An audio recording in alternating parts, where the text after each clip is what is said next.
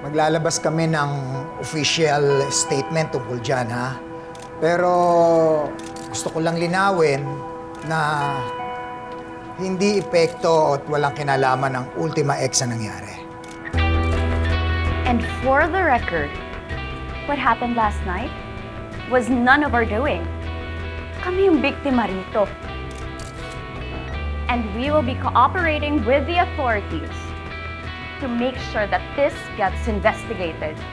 At pinapangako ko, kung sino man pinagmulan ng pananabotahing ito ay magbabayad. Ako nang bahala dito, Portia. Excuse lang, ha?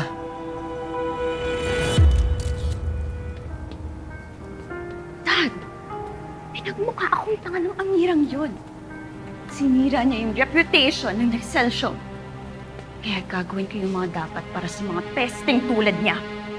Tudurugin ko siya. Huwag mo siyang maliitin, Portia.